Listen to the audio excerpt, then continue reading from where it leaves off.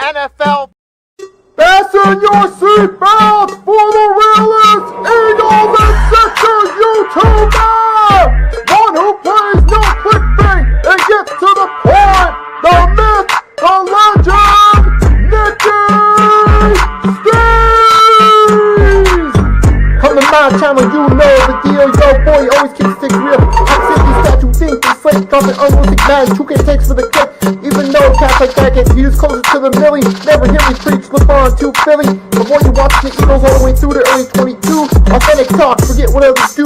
Come to my channel, you know the deal. Yo, boy, always keeps things real. The 24/7, 365 way. Sports content for the reals that fill the day.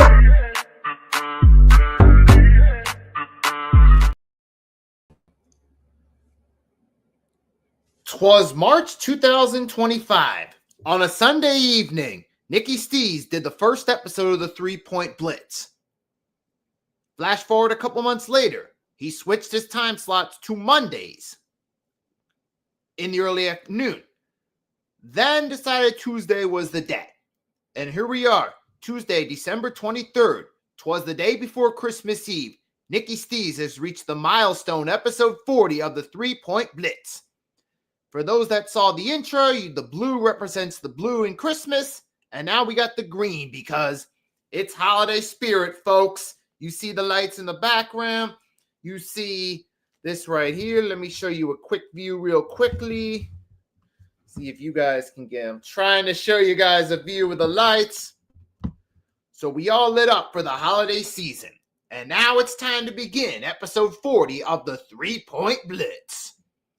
And per usual, quick shout out to my channel and the Hardcore Sports Network, where we're hosting this on. Shout out Mitch, acknowledging episode 40. And before we get into it, I also got another shout out to give, because apparently we got 2 live shows running on the Hardcore Sports Network. Apparently there's a Villanova sports show running too that I want to give a quick nod to real quickly. And that right there is Follow the Leader Sports, Villanova Radio, Matthew Hodge, Ryan Allen, Nova Football, and Target. So it's Leader Johnson talking about Villanova. So shout out to him. He's live as well on the network. I'm going to give him a quick acknowledgement. And now let's get this thing going. We're going to start off with the rant of the week. We had ourselves an interesting situation going down here. DK Metcalf probably is going to make the naughty list for this season because of this incident. But this is something I got to talk about too, because apparently this is now turned into a fan said, player said situation.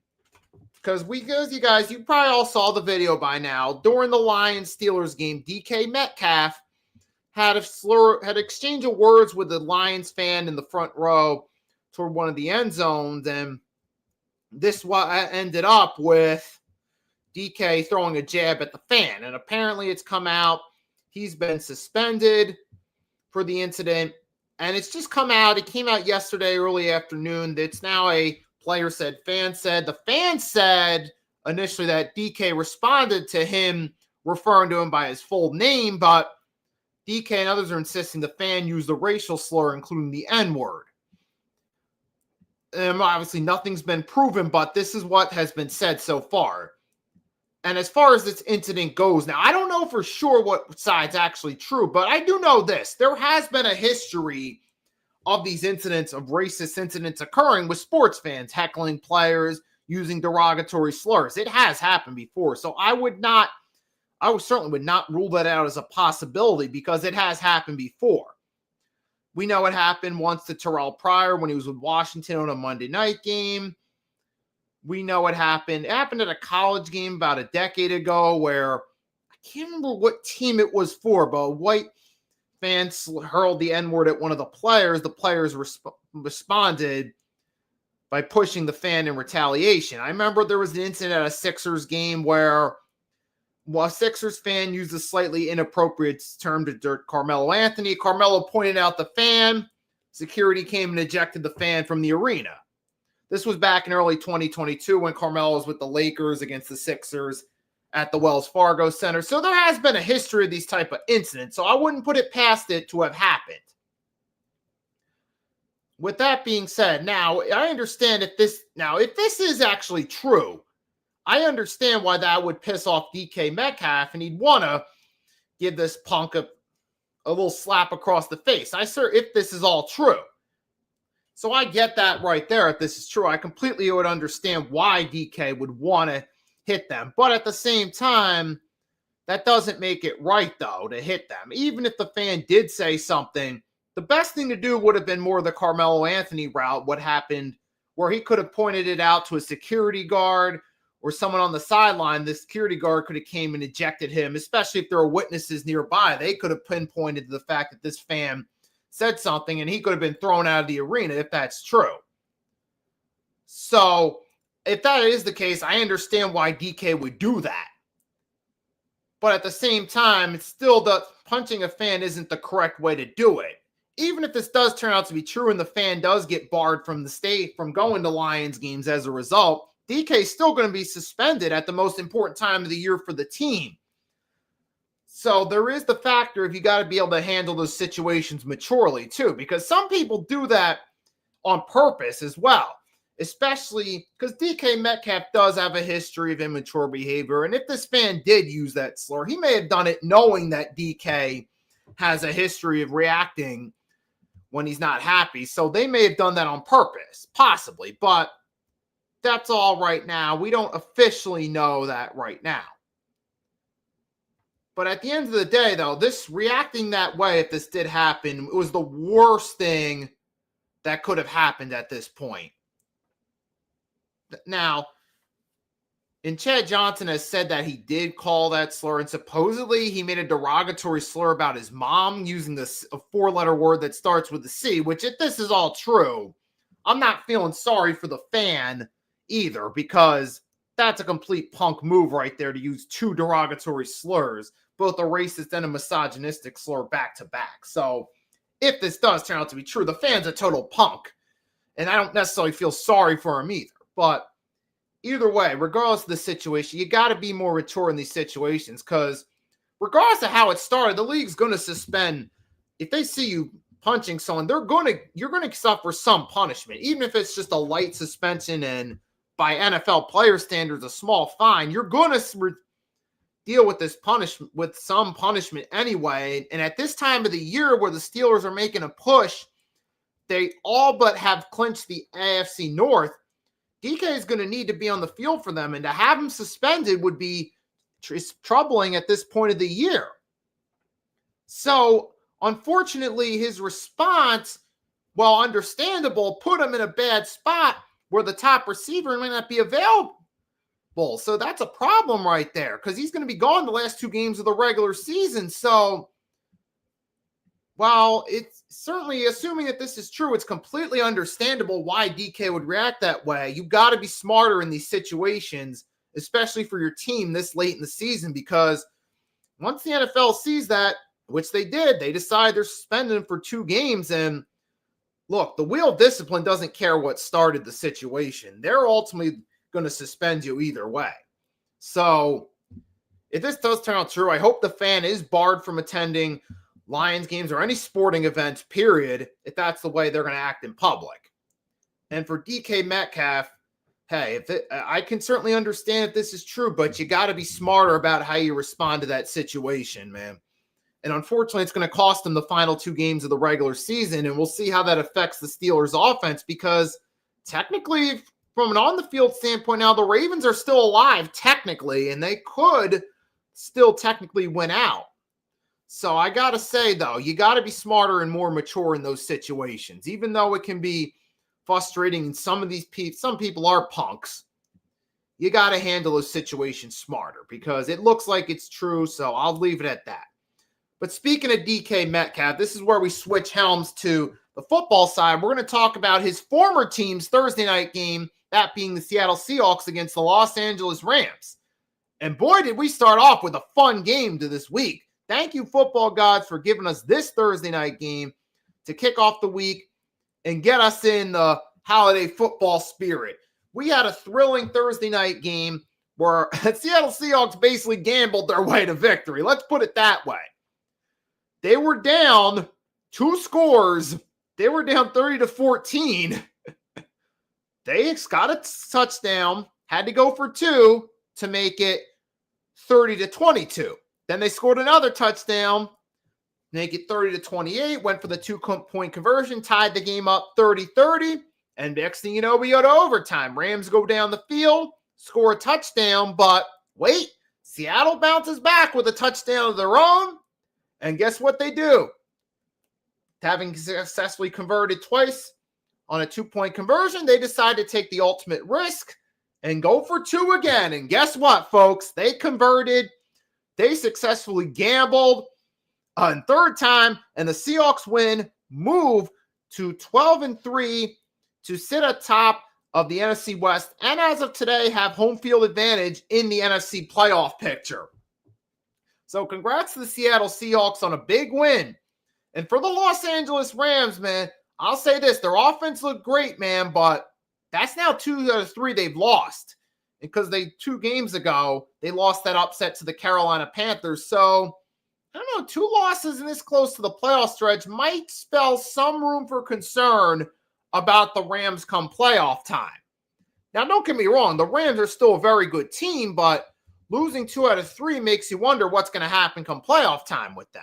And I still consider the Rams contenders, though, but obviously there are some vulnerability signs being that they've lost these games. So there is that as well. But I'll say this, I can't take anything away from the Rams offense. They did their job, 3 touchdowns, and including a touchdown in overtime. So I'm not blaming this on the Rams offense at all. The defense were the ones that ultimately gave up 2 touchdowns when they were up 30-14, all but having the game won up 16.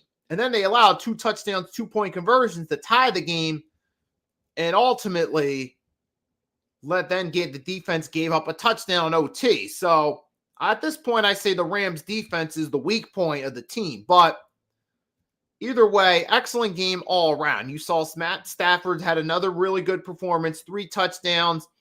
You saw Kyron Williams had himself a pretty solid game, 70 yards on 23 carries. Even Blake Corum got a touchdown in this one. Puka Nacua had the 2 touchdown receptions from Stafford. Terrence Ferguson got in on it with a touchdown.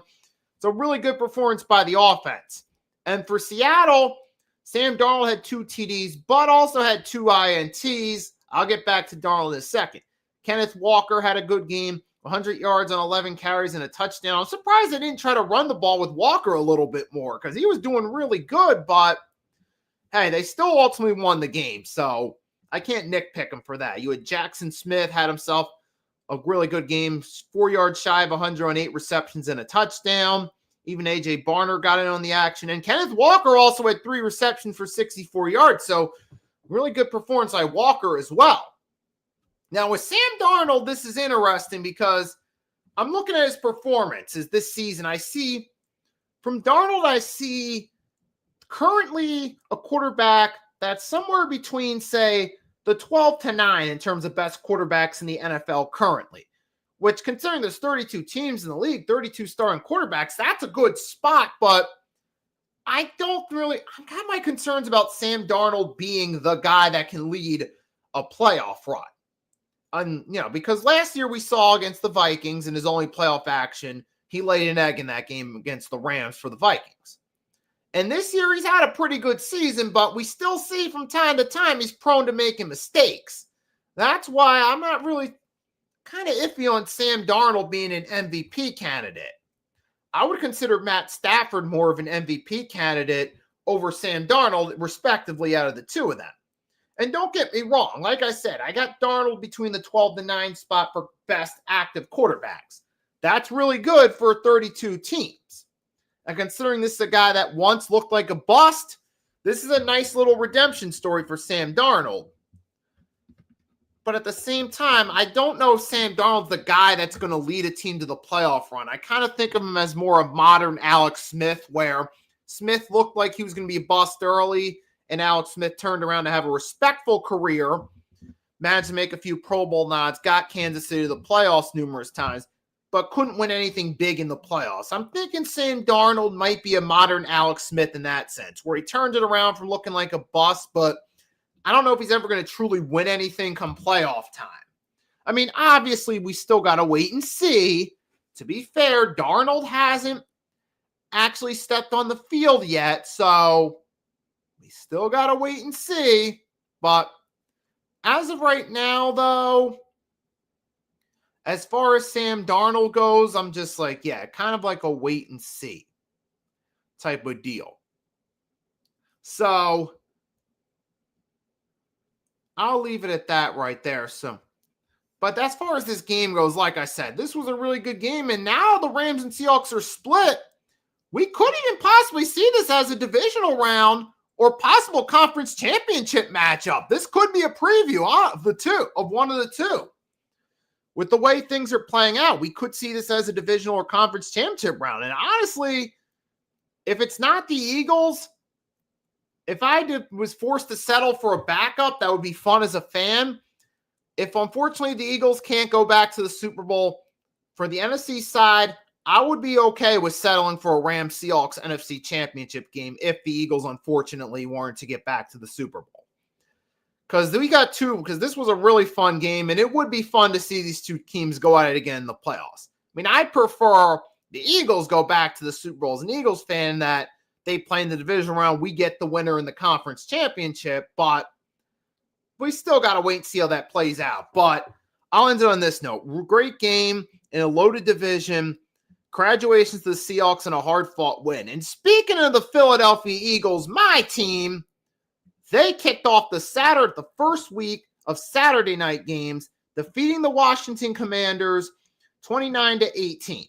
Now, I came on live Sunday, late Sunday night, and audio talked about this one. I'll reiterate. Eagles did what they had to do. Now, the final score doesn't tell the full story.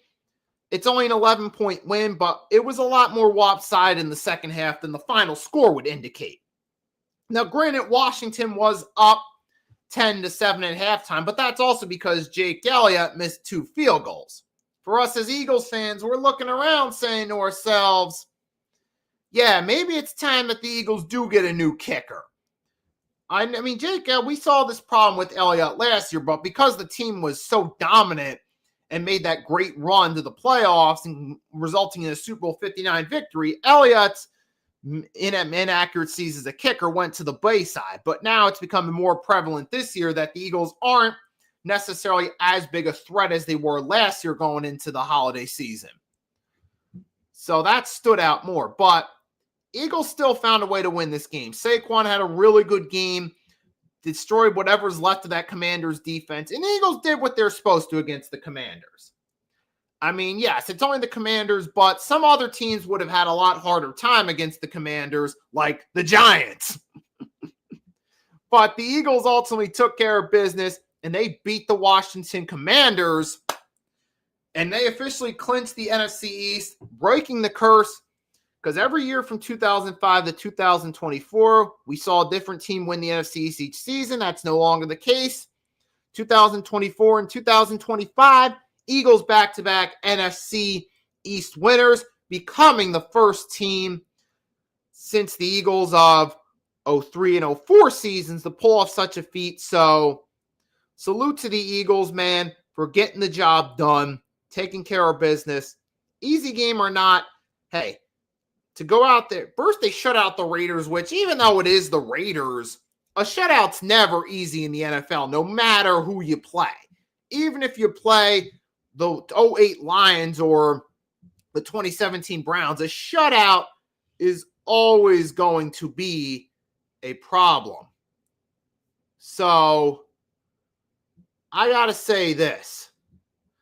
I'll give the Eagles props. They've won 2 straight. Yes, they were easy games, but the Eagles did what they had to do to help build momentum going forward. So salute to the Philadelphia Eagles for taking care of business. We saw in this game, I said, Saquon had a really good game.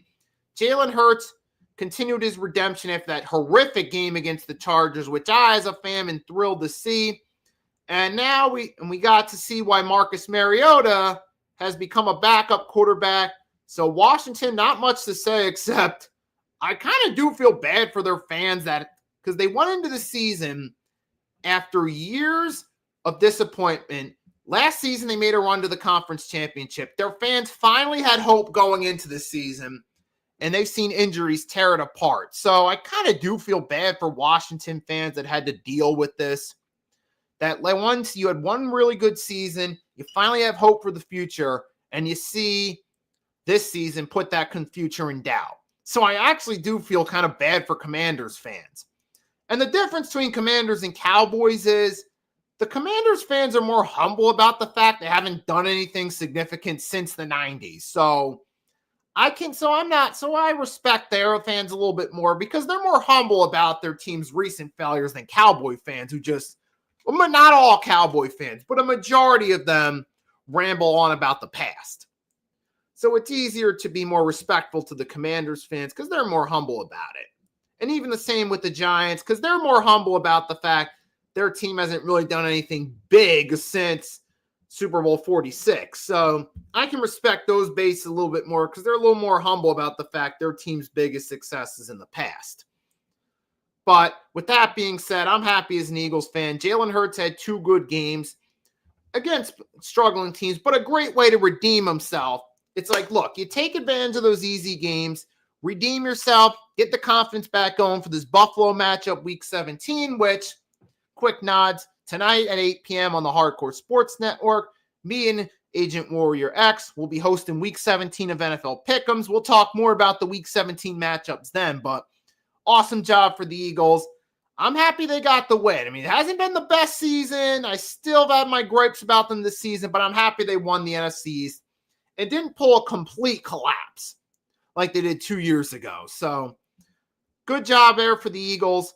And speaking of divisions and winning against division rivals, the Chicago Bears did it. They beat the Green Bay Packers. Ho, what a good game. Looks like the Grinch came and ruined the Packers.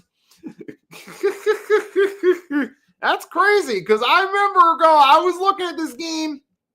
I was glancing at it going into the fourth quarter. It's 16-9. We're right around the 2-minute warning. We're looking at it thinking, well, looks like the Packers are going to sweep the Bears again, but not so fast this time. Not so fast. And you got Michael commented on Facebook, I don't feel bad for Washington as they left Jalen Daniels out to dry with no running game. And he is the end all of being to the running game. Also, Daniels is not built to take a pounding running the ball. Now, from the organizational standpoint, I see where you're coming from.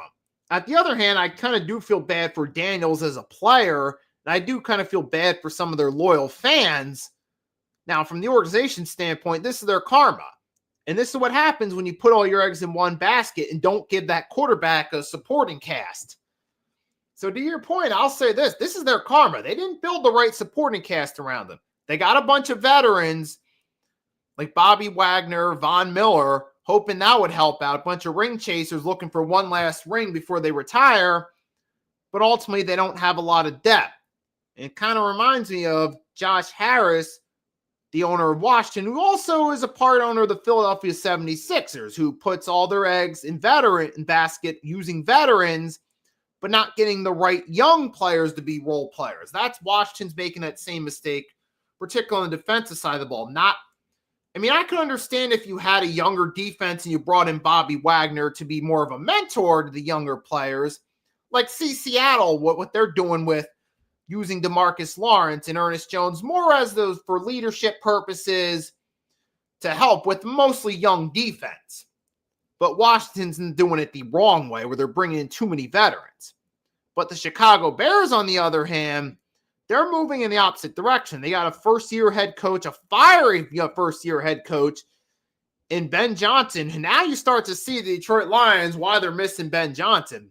Looks like Ben Johnson as offensive coordinator was a lot more valuable to Detroit than we give him credit for. And we're starting to see it with the Bears.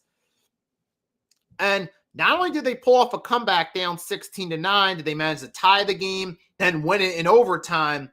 But all season long, the story has been never giving up. That's been the Ben Johnson motto. Don't give up. We're going to come back. We're going to find a way to win no matter what. And this graphic proves it. You got Bears down 24-19 to the Raiders. Won the game. Down by a score. Late. 1 point. Down late against the Bengals. Managed to win that game. Down 10 in the 4 minutes left against the Giants. Came back and won. Down 1 point against the Vikings with 4 seconds left. Scored the go-ahead. Won that game. Down with a little over 2 minutes. Just shy of the 2-minute warning. Scored a touchdown to tie, won in overtime. So that's been the story of the Chicago Bears season, as you see right here. All of these situations down, but they didn't give up, and they found a way to win. So credit where credit's due to the Chicago Bears, and credit to Ben Johnson for getting the most of this team, and the Bears for being a resilient bunch. Now, Chicago Bears are officially in the playoff picture. It's because I thought going into the season, even though I liked Ben Johnson as a prospect, we still weren't sure if the Bears would actually put it together this season. But they are. They are. They're officially at 11-4. They have a playoff spot clinched.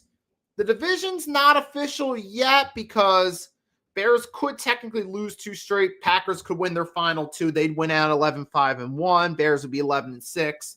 That's only if that were to happen. So they have a playoff spot, but they haven't officially won the division yet. They still need one more win to make that happen. But in this one, though, credit where credit's due, though. The Bears did what they had to do. Caleb Williams threw 2 touchdowns. He didn't make any mistakes. He had 250 yards on 19 completions, so he had a solid game. DeAndre Swift was okay, but it was mostly the air assault in this one. DJ Moore continued to prove to be the top weapon. 5 receptions, 3 yards shy of 100, and a touchdown in there. And you even see he was the top target in this game. So you see they did their thing here. You had Tremont Edmonds. So you had Nashawn Wright had a forced fumble. Tremont Edmonds had a fumble return. So there was a forced fumble in this one by the Bears defense, which helped play a role in the score. And you had a nice comeback there. And it's great for the Bears. They finally beat the Packers in a big game. This is the Bears' biggest win over the Packers in a long time. Not to mention the Bears rarely beat the Packers. So big relief for the Chicago Bears as an organization to finally get a win over the Green Bay Packers. Congrats to the Bears on clinching a playoff spot. Maybe we'll see you again in the playoffs. Maybe we won't. But for now, I got to give Ben Johnson credit. He's done an amazing turnaround in one season. Possible coach of the year. I really think I got to believe either it's Ben Johnson or Liam Cohen of the Jaguars are going to be, it's one of those two guys is going to be the coach of the year. I'm telling you that right now. Either Ben Johnson or Liam Cohen, NFL coach of the year.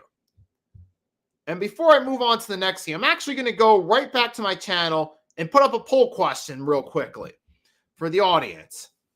And I'll even probably do this on my community tab as well. But before we move on, I'm just going to upload a real poll question on the Nicky Steez side of the stream. And then we'll move on, talk real quickly about the Cowboys and the Chargers. It's not going to be much to say because it's kind of a lost cause there. But give me 1 second, we'll get into it.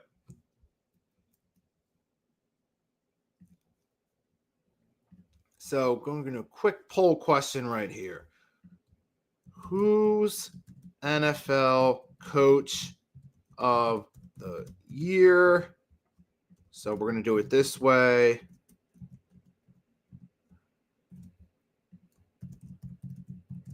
And then we'll get right back to it. So we got the poll. It's coming up in just 1 second. It should be available if you're watching this on the Nicky Steez side of it. We got you. Who's NFL coach of the year between Ben Johnson and Liam Cohen are the options. You guys can vote on that one right there. And now we're going to switch helm to the Cowboys Chargers. This is going to be relatively quick right here. I'm not going to have a whole lot to say on this one except, well, I think honestly, looking at it, what's happened, I think it's safe to say that the Cowboys may have given up on the season the way they played here. They saw the Eagles win the NFC East, and it looks like, I mean, they tried in the first half, but they may have low-key surrendered in this one. They know they're not winning the NFC East, and to add insult to injury, they take another loss to the Chargers on top of it.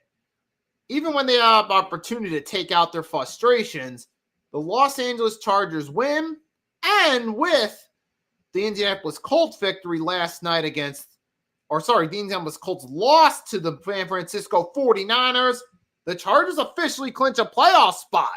So for the first time since 2008 and 2009 seasons, the Bolts are going to the playoffs back-to-back seasons.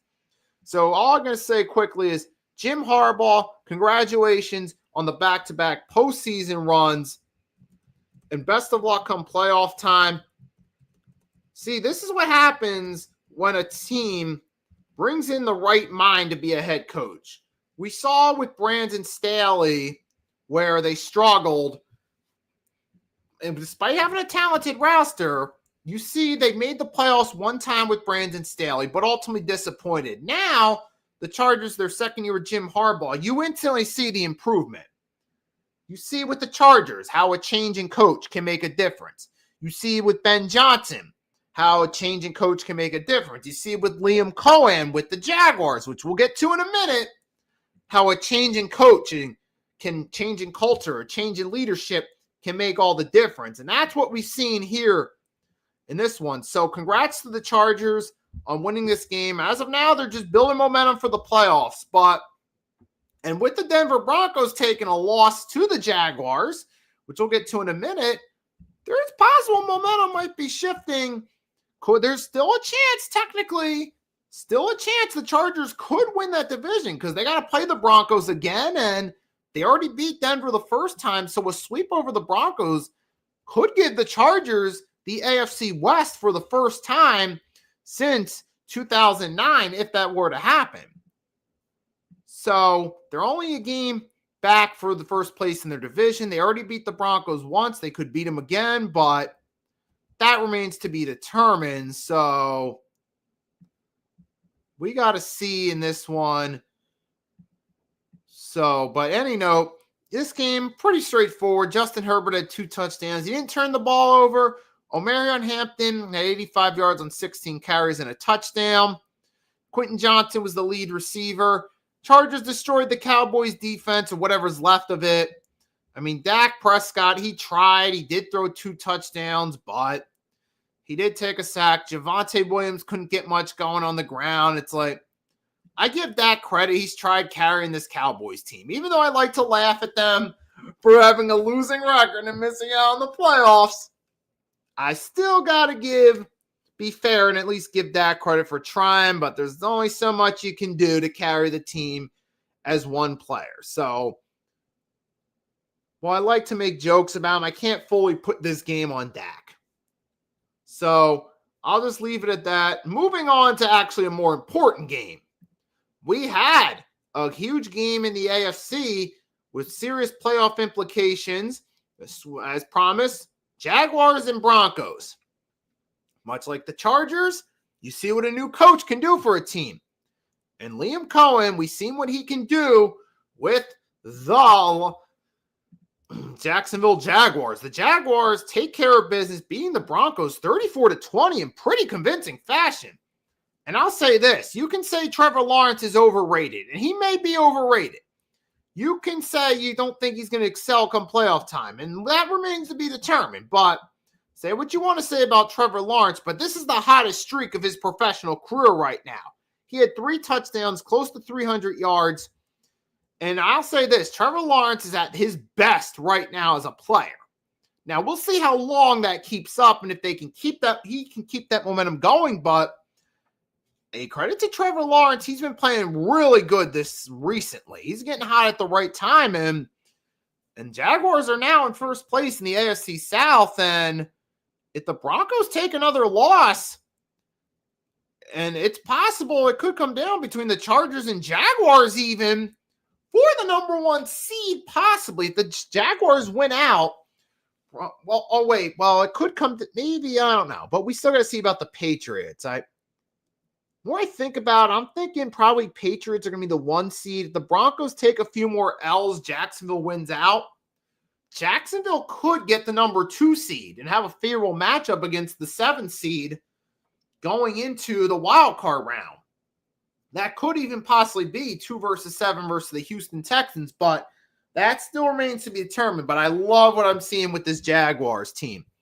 I feel like sometimes a certain player or a quarterback in this case just needs the right coach in their ear. And that, sometimes you go from one coach doing one thing with you get a new coach, it can completely change your style of play. Sometimes you just need a new voice in your ear. You need new leadership.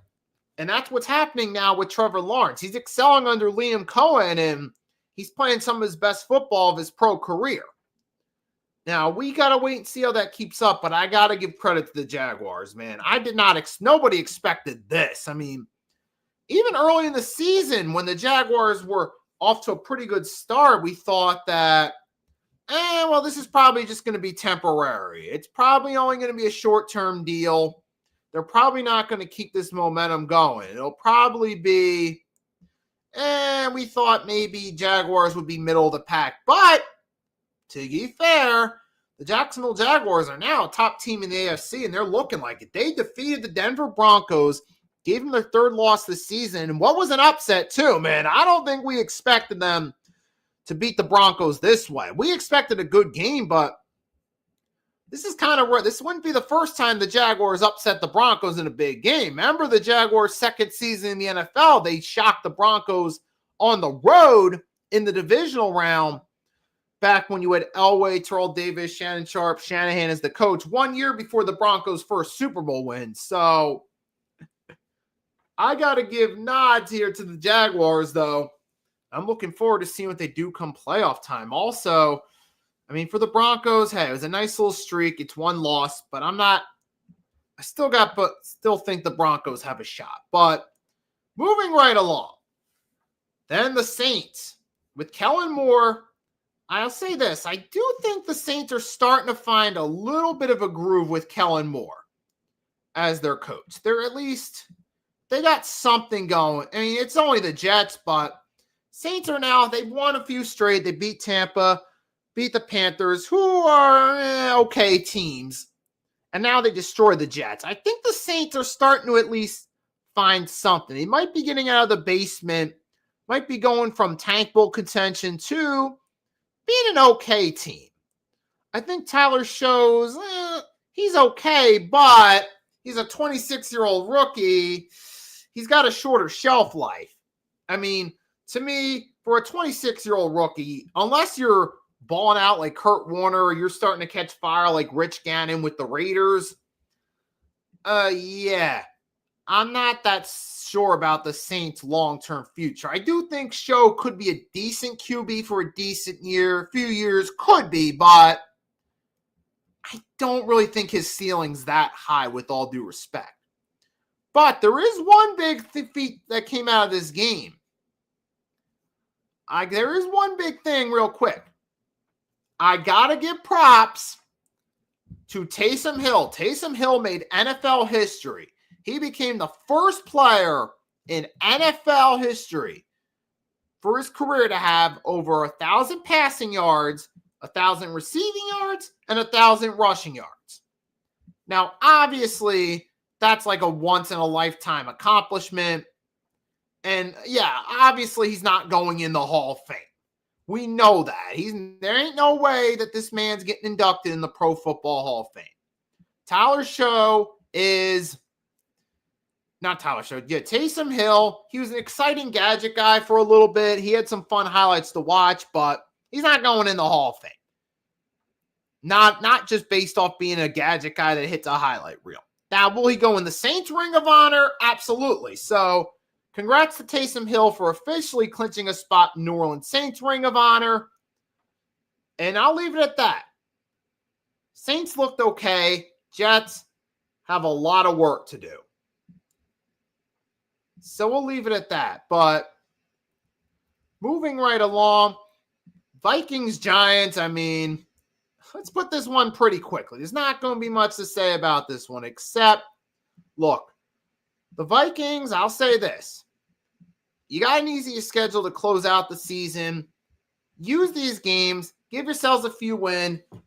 Build J.J. McCarthy's confidence up a little bit.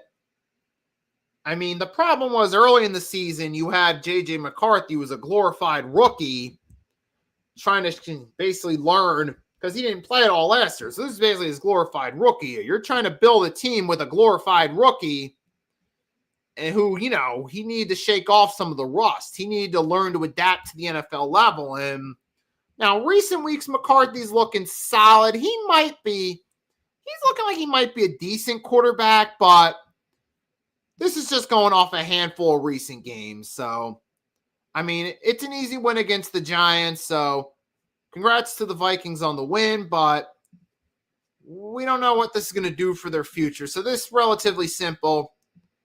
Short and sweet. Moving right along. Well. Let's just say this. The Cincinnati Bengals are not happy. Joe Burrow needed someone to take his frustrations out, and the Miami Dolphins were the perfect punching bag. The Cincinnati Bengals offense lit up whatever's left of that Miami Dolphins defense, which isn't much, and they cruised their way to a dominating win. Good for Joe Burrow. Good for that offense. Gets to work out its frustrations. And I'll say this. Good for you, Cincinnati, Miami. Time to go back to the drawing board. I think Black Monday, it's time to move on from Mike McDaniel. And even the Cincinnati Bengals, it's time to move on from Zach Taylor. You got a good quarterback. Now go get an offensive line for next year and go get a better defensive coordinator that can actually get this defense to practice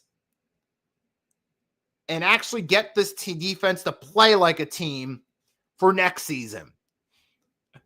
So, as we're kind of breezing through those games, because some of the more important games. Let's start with this one.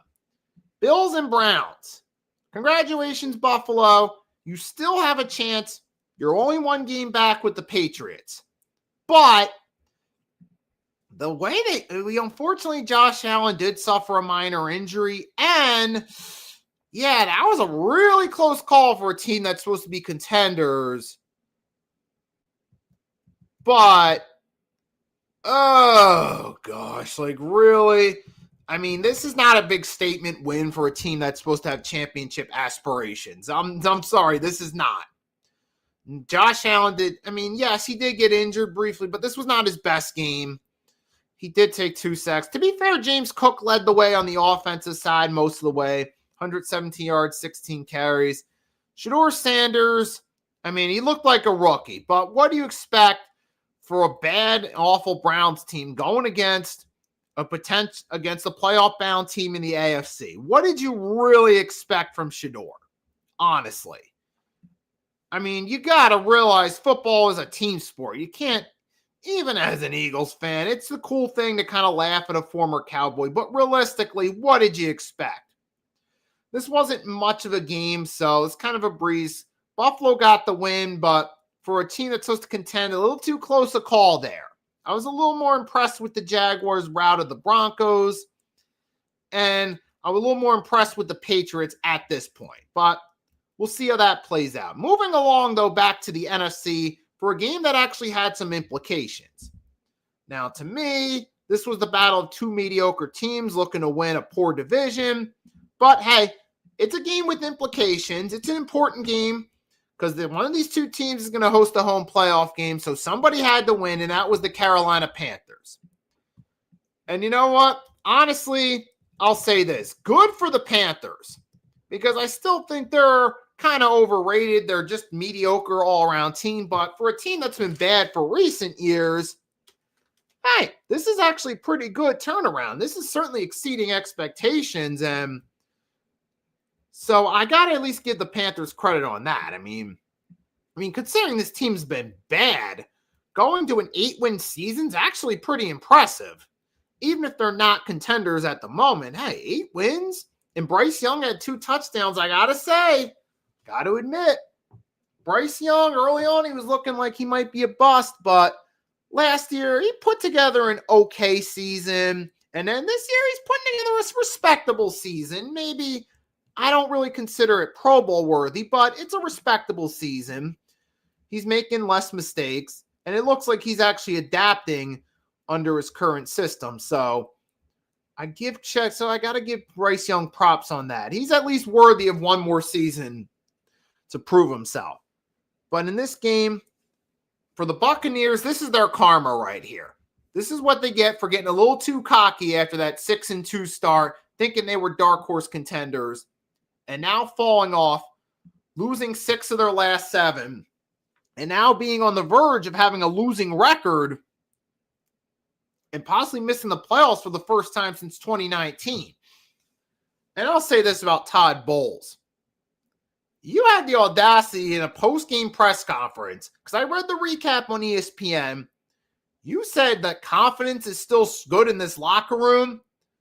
You've lost 6 of your last 7, and you're still confident? That's a little bit of a red flag right there. It might be time, especially if the Panthers do win the division as expected, it might be time to part ways with the coach come Black Monday and find a new head coach. If Todd Bowles still insists that there's confidence going, because how do you see confidence in this team? How? This almost made my rant of the week, by the way. But I already had the DK Metcalf segment, and I felt that was more important to talk about. How do you really feel confident, though, Todd Bowles? You've lost 6 of your last 7. You've done a complete collapse. You're just one more loss away from missing the playoffs completely.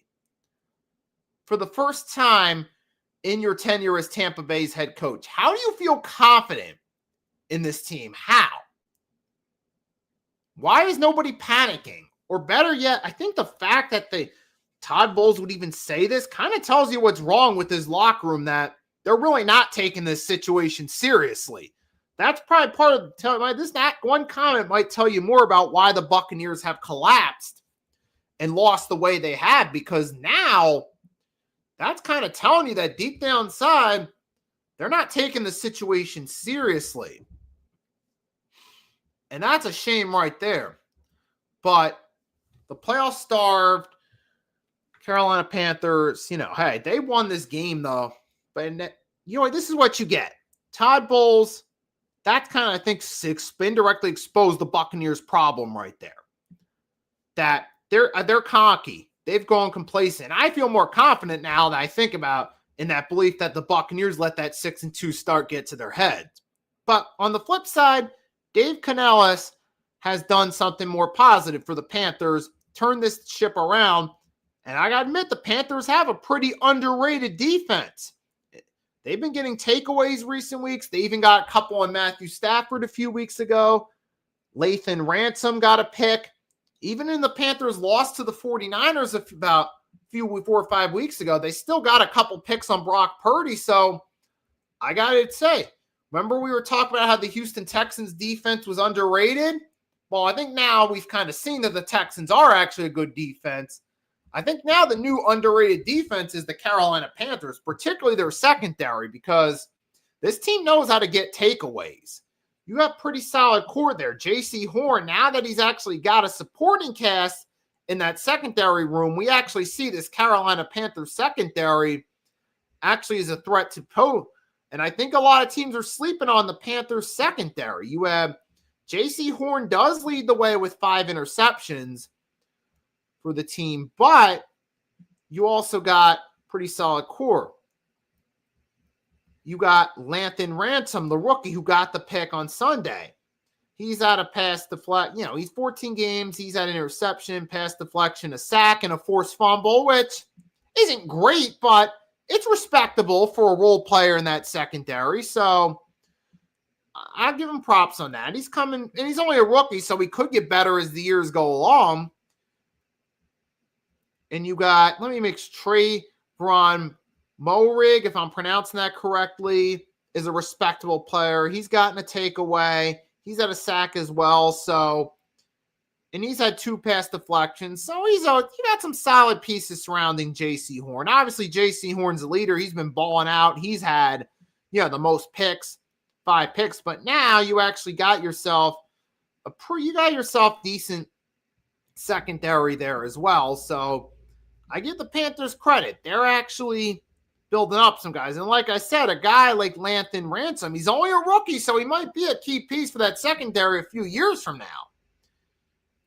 And you even got a guy in Mike Jackson, who's had 3 picks for him, who's actually a solid, and a forced fumble, who's also a solid guy in that secondary. So point is, Carolina Panthers have some decent playmakers in that secondary. And I think they're now the most underrated aspect. I think they're the most underrated defense in the NFL currently. So I give the Panthers credit for where they're at. They're at 8-7. They're going to have a game against the Seahawks week 17. I don't know if they're going to win, but they did beat the Rams, so maybe there's a shot at an upset. And then they play the Bucs again week 18, which should be a win, and that should be a sweep for the season. So I'm thinking the Panthers finish 9-8. Win the season. Even though I think they're going to lose to the Seahawks, I still think they'll put up a good fight. Don't be surprised if they get a turnover or 2 on Darnold in this upcoming Week 17 matchup. But all I got to say is, man, Carolina Panthers are looking pretty solid right now. I think I got them as the favorites to win the NFC South.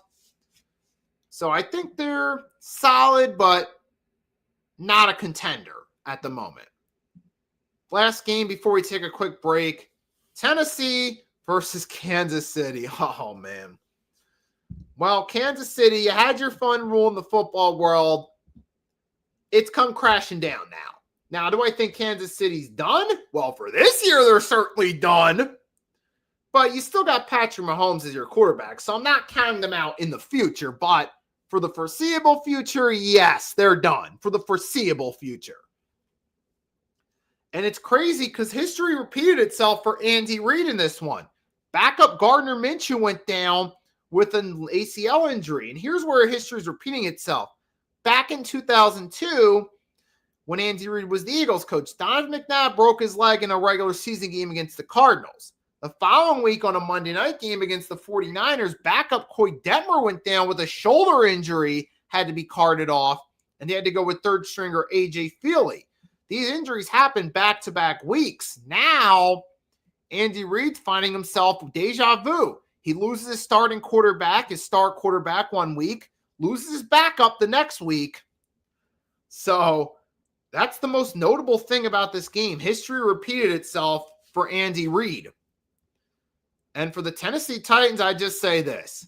Good for you. Good for Cam Ward that he at least gets to experience a win. But make no mistake, Tennessee Titans are only a 3-win team. They got a lot of work to do. Cam Ward, Tony Pollard had pretty solid games. And I'll say Kansas City's good luck Christmas Day with Chris Aldocon against Denver. That's all I'm going to say. But we're just going to take a quick break. Then we'll come back, talk a little bit about the 4 o'clock games. So stay tuned. Your boy will be right back.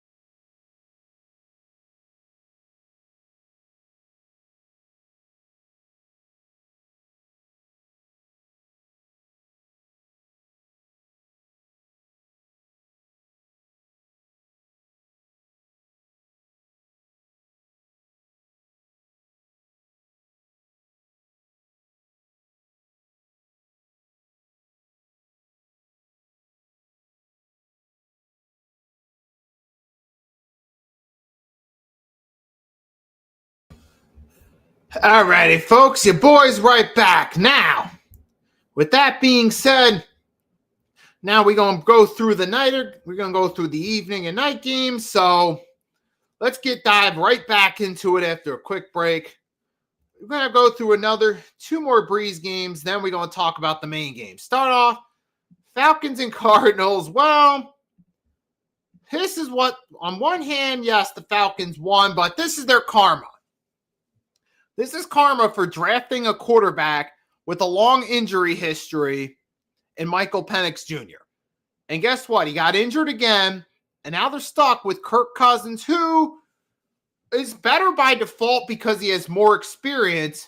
And now the Falcons are in a situation, looking like they were a tank bowl contender. Now they've won a couple games against the collapsing Bucs and a really bad Cardinals team to move up to 6 wins. And while they've won these games here, this does nothing for them in the long term. Nothing. What happens next year with your quarterback situation? You're going to rely on Kirk Cousins for one more season? You're going to have to rely on Michael Penix Jr. to come back after another major injury, after having dealing with several in college and expecting to deliver.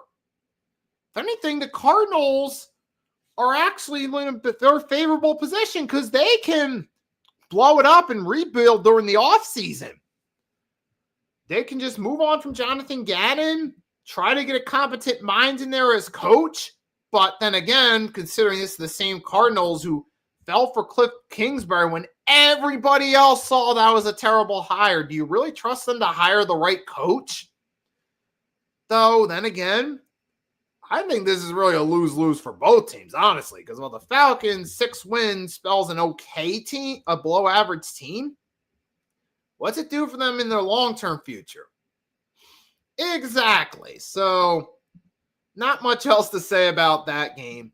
Texans-Raiders. The Texans, congratulations, 7 straight wins, but little too close against the Raiders. But to be fair, every team has those close games against teams they should easily beat. So I'm not going to knock the Texans too bad. It happens, but ultimately the Texans still won, so I'm not going to hold it against them. It's just one of those things, man.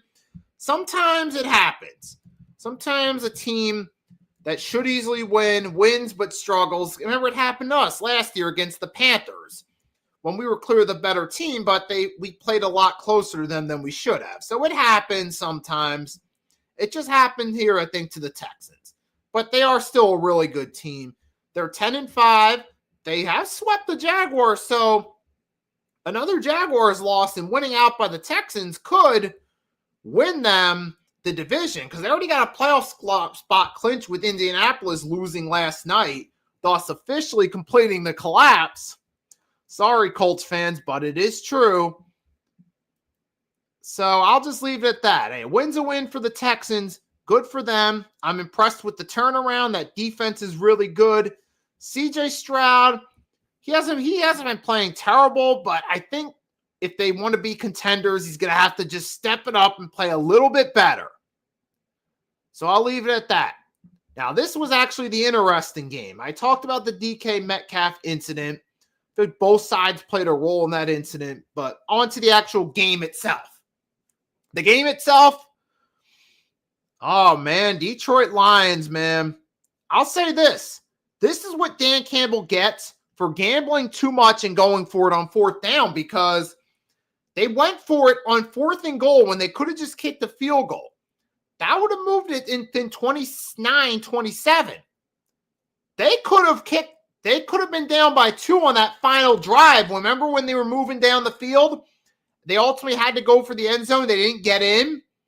Somewhat weird fashion, but at the same time, if the Lions would have just kicked that field goal earlier on 4th and goal and gotten the easy 3, they may have had a shot at a game winner here. May have.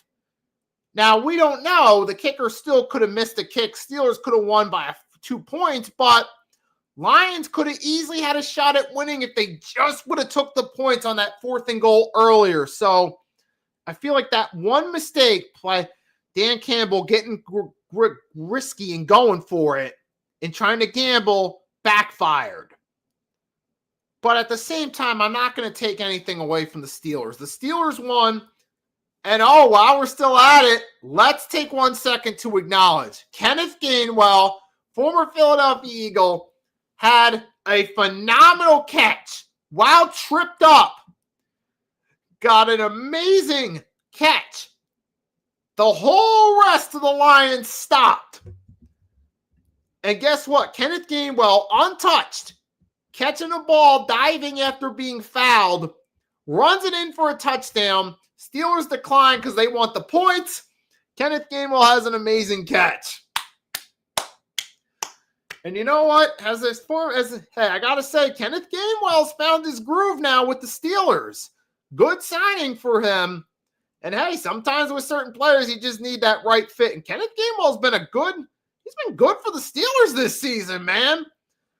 I'm actually happy for him, even as a former Eagle fan. Even though he's no longer an Eagle, I'm happy that Kenneth Gainwell's experienced success elsewhere. He's found the right team with the Pittsburgh Steelers, and he's excelled. That's the biggest difference between him and his former Eagle teammate, Miles Sanders, who went to the Carolina Panthers, which was a terrible fit, and his career hasn't been the same since. Unfortunately, he's dealing with an injury this year. He got injured earlier in the season as the second stringer for the Cowboys, and yeah, the opposite stories between Miles Sanders and Kenneth Gainwell. Kenneth Gainwell actually found the right fit over in Pittsburgh, and he's having a pretty good season. And for the Steelers, man, I know this is the most meaningless streak going in professional sports, but 19 seasons without a losing record. I mean, it's impressive on one hand. Don't get me wrong. Credit to Mike Tomlin for managing not to have a losing season in nearly 20 years, but on the other hand, it is really the most meaningless streak too. And considering that the AFC North has been trash this year, and the Ravens have been mediocre team, Steelers probably most likely are going to win that division. So I give them credit, and also credit to Jaylen Warren. He's had a really good game. He had a really good game, 143 yards, 2 touchdowns as well. And I mean, hey, for Aaron Rodgers, man, I'll say this. In terms of having a fun send-off, yes, he picked the right team in the Pittsburgh Steelers. He's going to have a fun send-off. He gets to finish with at least 9 wins. It's certainly better than what he had with the Jets. Now, do I think Aaron Rodgers' ego played a role in the Jets? Yes, but at the same time, I think the Jets played a role in it too. I think that whole Rodgers debacle was both sides. But back to this game, Detroit Lions, man, biggest problem actually wasn't the fact that they went for it and failed on that 4th and goal, even though that did play a role in the outcome. The biggest problem is David Montgomery, Jamar Gibbs, as my Pick'em's co-host, Agent Warrior X, calls him, Sonic and Knuckles, did not get anything going in this game. Bro, if you just look at the stat line, this is the one time I'll say the stats tell the story. David Montgomery, Jamar Gibbs, 4 carries Montgomery, 14 yards. 7 carries for Gibbs, only 2 yards. Dude, credit though to the Steelers defense for shutting them down. Excellent job there, but at the same time, the Lions offense didn't even try to get the ground game going. It's like, I know that they didn't really do that well when they ran the ball, but you got to at least try to get the ground game going. Jesus Christ, man. You got to try. I mean, what were you thinking? I mean, credit to the Steelers defense for shutting them down when they did run the ball, but at the same time, I'm putting this one on Dan Campbell, honestly, for not even trying to get the ground game going and for getting a little too risky, going for it on 4th down at 4th and goal when you had an easy field goal.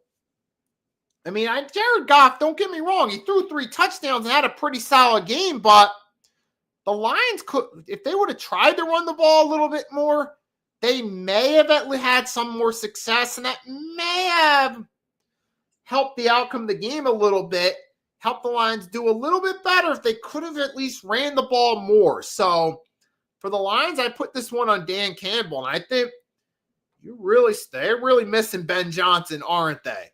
Lions fall to 8-7. They still could technically make the playoffs, but it's a long shot. I feel like one more Packers win puts them out.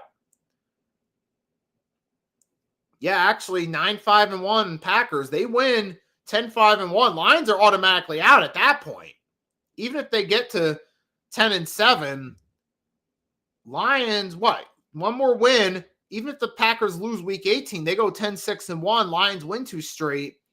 Yeah, one more Packers win puts the Lions out of the playoffs no matter what. So, congrats to the Steelers. They still haven't clinched the AFC North yet, but I like their odds. I think Steelers, see what their schedule looks like. I think they got the rematch with the Ravens. Oh, they got the Browns on Sunday. That should be a win, and that should officially clinch it. Then they got the Ravens the final week of the regular season, so we'll have to see how that plays out. But with that being said, though, man, speaking of the Baltimore Ravens, I'm going to have something to say about them in just 1 minute. Oh, my goodness. Sunday Night Football. Let's start off with the Baltimore Ravens. So, Baltimore Ravens go out against New England Patriots. A New England Patriots team who some think might be overrated. First half, going into the fourth quarter, they were up by double-digit points.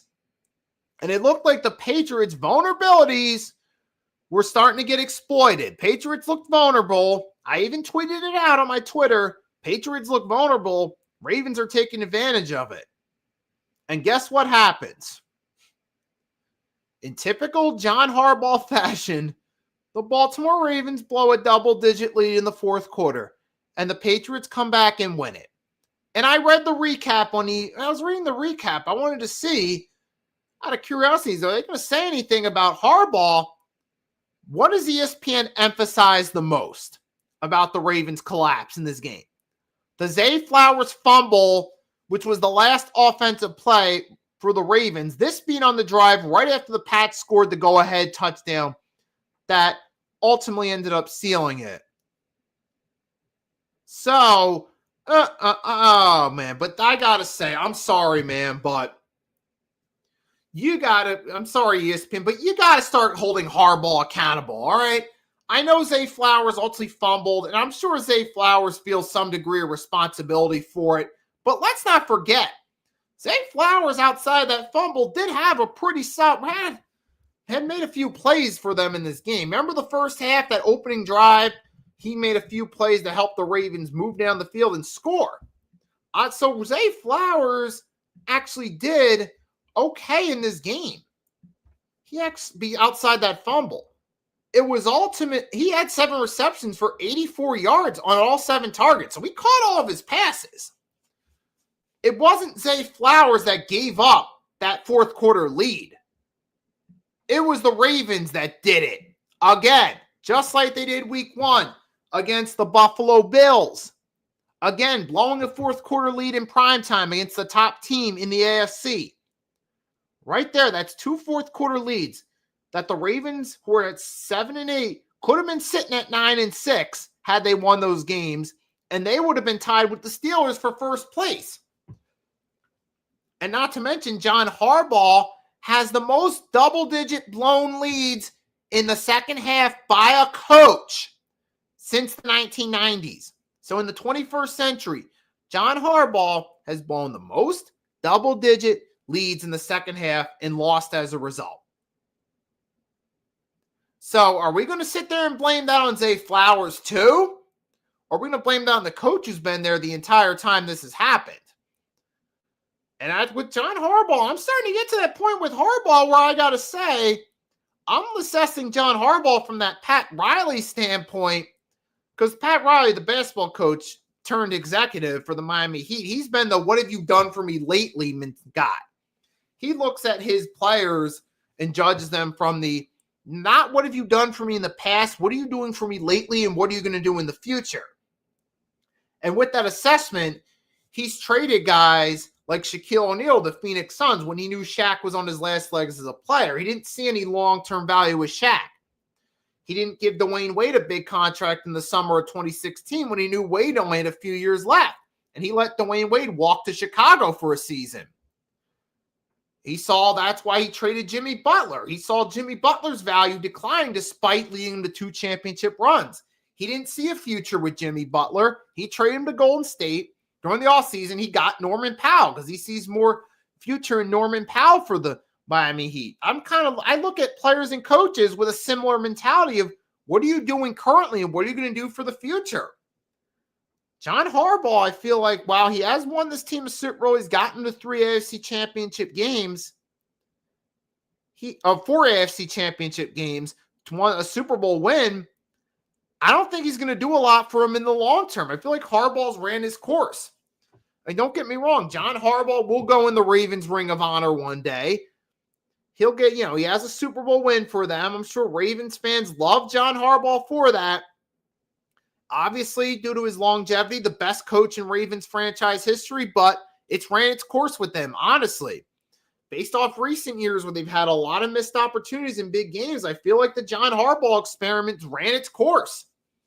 And thinking with that Pat Riley mindset of what are you doing recently and what are you going to do in the future, I feel like they need a new voice in that locker room. Now, obviously, that's easier said than done, but sometimes getting rid of a coach who's helped you succeed in the past can be better for the future. See the New England Patriots. When they knew Belichick ran his course, they parted ways. They got Gerard Mayo for a year, but after that, they brought in Mike Vrabel. And now you see the Patriots sitting at 12-3, having a shot at home field advantage in the AFC in his first year there. You see how a new voice helped the Patriots turn around. They knew that Bill Belichick, the greatest coach in their franchise's history, ran his course, and they parted ways and decided to bring in a fresh voice. I think it's time the Baltimore Ravens take note from the team they just played, the Patriots, and realize, while Harbaugh's decline isn't as bad as Belichick's decline, I do think he's starting to decline. I think it's time to move on, get a fresh voice while you still can, get a new coach while you still have Lamar there, and you still have a chance to salvage something. So I think it's time to move on. So, I got to say Harbaugh with all those double-digit blown leads, time to move on. But Mike Vrabel's done a really good job here with this team. He's gotten the most out of Drake May, who had 2 touchdown passes. Yes, the Patriots did have some turnovers, and they did look vulnerable in this game. I will say that. You saw under pressure, Drake May made a few reckless decisions, had a few turnovers, which is where I think that could come back to bite the Patriots come playoff time. But now, to be fair, this is only Drake May's second season, and he's got his whole future ahead of him. But I think for this season, we're seeing their weakness get exposed, and that's something other teams could take advantage of come playoff time. I feel like come playoff time, teams could take advantage of the Patriots' weak points. I feel like you get pressure on Drake May, especially a team in the playoffs like the Jaguars or the Broncos or the Texans, get pressure on Drake May, you could see him fold, and you could possibly see one of those teams maybe knock off the Patriots come playoff time. Not to take anything away from the Patriots, they rebounded from the loss with a win, and they keep momentum going, and they still have a shot at home field advantage, which would be great. Get a first-round bye. They're sitting at 12-3, and I look at the Patriots' schedule. I know they got the Dolphins the final week of the season, which that should be an easy win. But you got, the Jets and the Dolphins. Patriots may very well win those 2 games and cruise the home field advantage. But I got to give Mike Vrabel credit. This is what happens when you know a team's ran its course. You bring in a fresh coach, and you see the turnaround. Patriots, I'll say it right now. Prediction, they're going to get home field advantage. They got the Jets and Dolphins to close it out. They get those wins, and then home field advantage it is. So, and I think for the Ravens, even if they somehow miraculously win this division, if the Steelers somehow lose to the Browns, the Ravens end up, they play the Packers. Oh, I don't know about that one. But, I mean, the Ravens, well, they're still a competitive team. So if they somehow beat the Packers and then they have a shot against the Steelers, they could win the division, but I don't really know if that's going to happen. And plus with Lamar Jackson, what's the injury stat? Let me see real quick. So, all right, I'm seeing Google searches are saying that it's day-to-day right now for him. So we don't have an official update. We don't know if Lamar is going to be back in time. So Lamar Jackson's currently day-to-day. But so that's going to also put the Ravens' chances in jeopardy. You got to play the Packers, who are a really good team. And you're also not sure if that's going to actually, you're not really sure if you don't even know if he's going to play or not. And secondly, you got a challenging game against a team like the Packers. You're not sure if it's going to work out or not. So there's a lot of doubt going for them.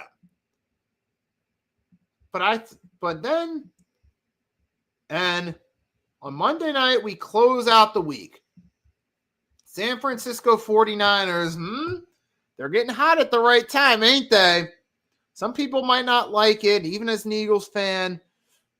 I hate to admit it, the 49ers might go on a deep playoff run because, hey, they got guys who've been to this stage before, and they officially clinch a playoff spot now.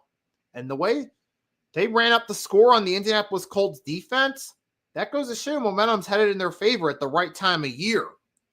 And I got to say, Brock Purdy, hey, you can say what you want to say, call him a game manager or not, but he finds ways to make plays, get the ball to the right players, and not make mistakes. And as long as Brock Purdy isn't making mistakes, this team has a chance come playoff time. Because even with that Super Bowl loss to Kansas City, they did, on their one drive in overtime, get a field goal out of it. So Brock Purdy was good enough to get them in field goal range. It was the Kansas City offense that scored and won them that Super Bowl 58. And now you actually got the Niners offense being healthy come playoff time. I like their chances in this one, especially. So I hate to say it, but I think the 49ers might go on a run. But I give him props. And Christian McCaffrey had a good game last night. He had 2 touchdowns. He even rushed for over 100 yards. It's a great performance by the 49ers offense. And for Indianapolis, man, the collapse is complete. It's a shame it happens. A shame because Daniel Jones' revenge story was one of the best storylines of the season. And now we've seen it all fall apart. I mean, I give Phillip Rivers credit for accepting the offer and trying to come back. But here's the thing. That being away from the game for 5 years and having a dad bod, that's tough when you got to come back and play a full contact football game for 4 quarters. Now, Rivers did pretty good in the first half for a 45-year-old quarterback who hasn't played in 5 years. He was limited to mostly checkdowns, but he got his team downfield and got him to score on a couple drives. But you see, come second half time, yeah, that stamina thing's going to eventually catch up to you. You got to still be able to play a full 4 quarters. And for Phillip Rivers being away from the game that long, obviously come second half, it started to catch up to him. So while I give Phillip Rivers credit for having the courage to give it a go, and I say, even Phillip Rivers after the game against Seattle, he tried to encourage his students that he coached. He said he hopes that they're inspired to take chances through seeing their coach play. And maybe that's the case. So I give Phillip Rivers credit for trying to make the comeback. He's given a pretty solid go for a guy in his mid-40s who hasn't played in the NFL in half a decade, but it's just not going to work, especially this late in the season where you've had limited time to practice. And especially being that you have to play a full 4 quarters, I'm sorry. It's just more like one of those failed experiments to me with Phillip Rivers. I mean, he gave it a respectable go, but it's just a failed experiment. I can't really knock Phillip Rivers too much for it, except just say it was it's been a failed experiment. But for the 49ers, congratulations. Brock Purdy, 5 touchdowns as well. So Purdy and McCaffrey really had really did their thing in this one. So credit to those guys right there. Credit to Kyle Shanahan and company for getting this win. And I got to say, Niners are dangerous. Going to be dangerous come playoff time. And they still could move their way up. They could go from the 6th seed to the 5th seed. I think and technically they could still win the division, technically. But they need some help along the way. First, they got to play the Bears Sunday, and that could be a win for them against the Bears.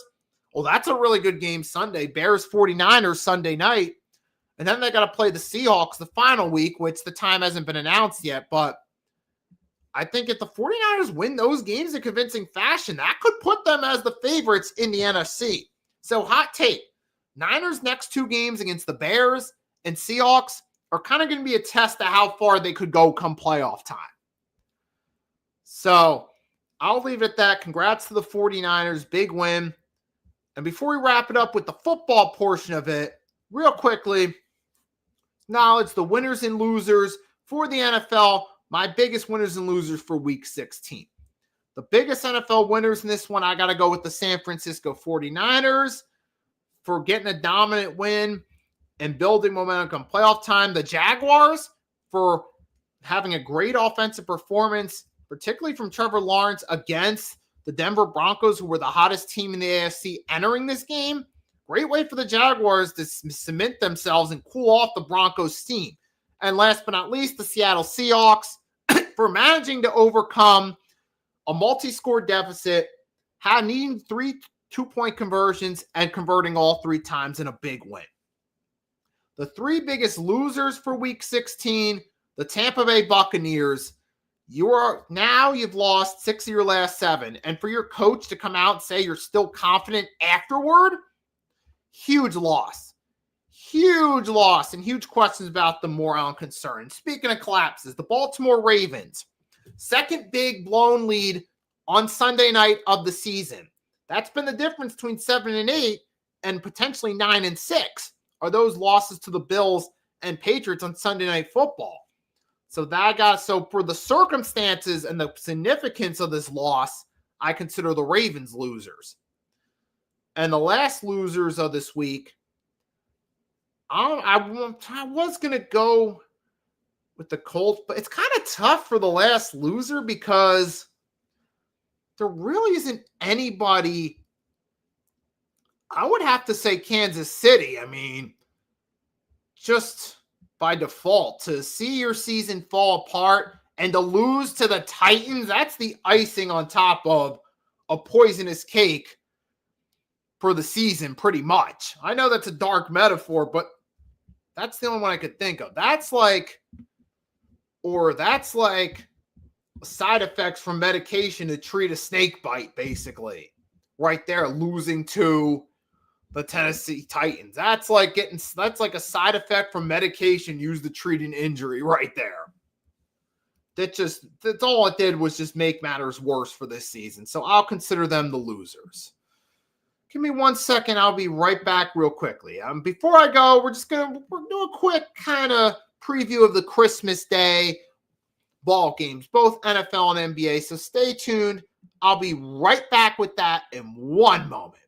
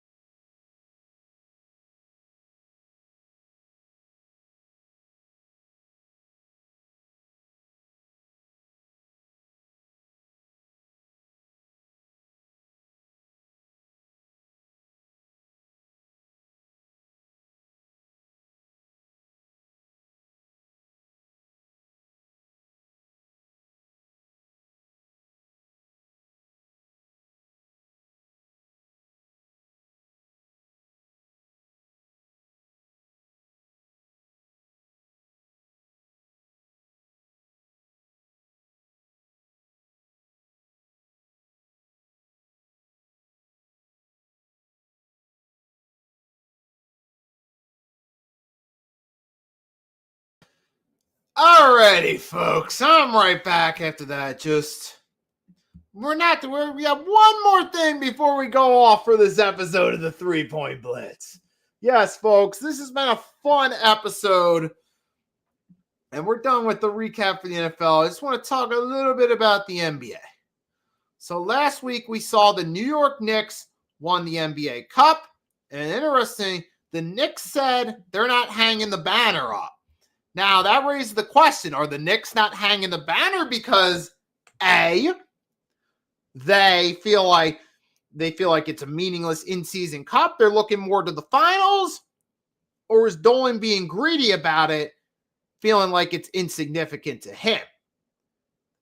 But I think personally the Knicks are taking that mentality of, hey, this is just an in-season tournament. It was fun, but we're looking for bigger things, that being the NBA Finals. I think that's the reason they're not going to lift the NBA Cup banner.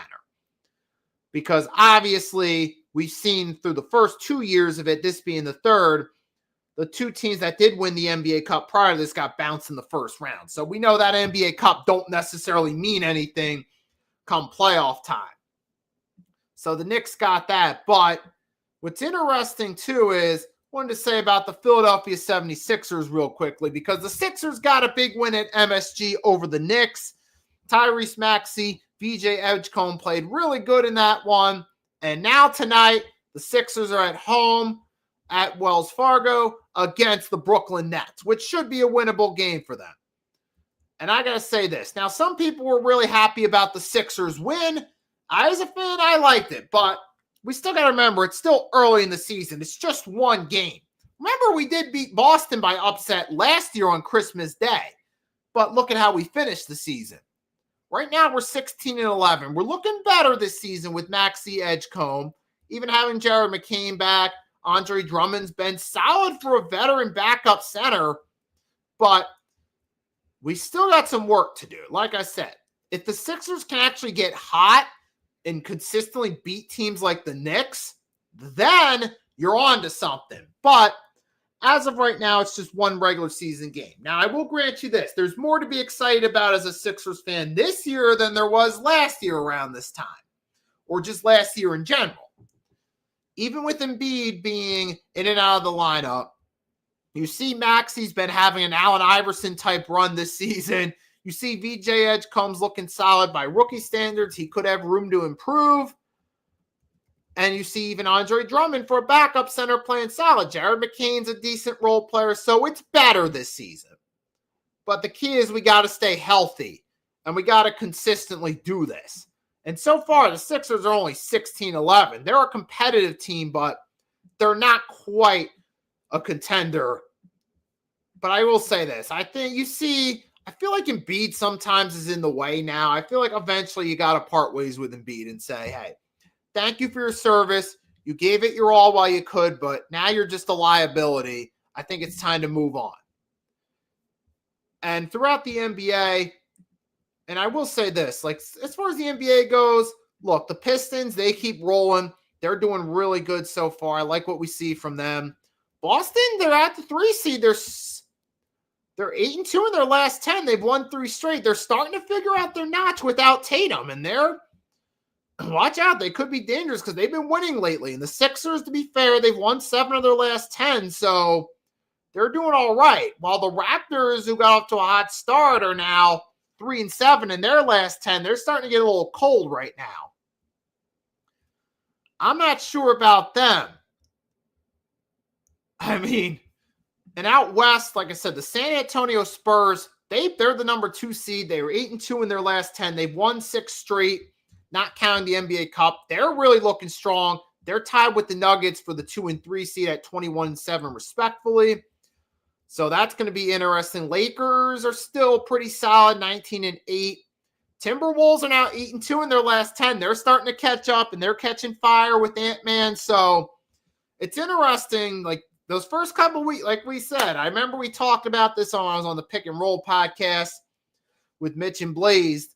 How you start the season first couple weeks don't mean anything. Because basketball is a marathon, not a sprint in terms of regular season. You got 82 games.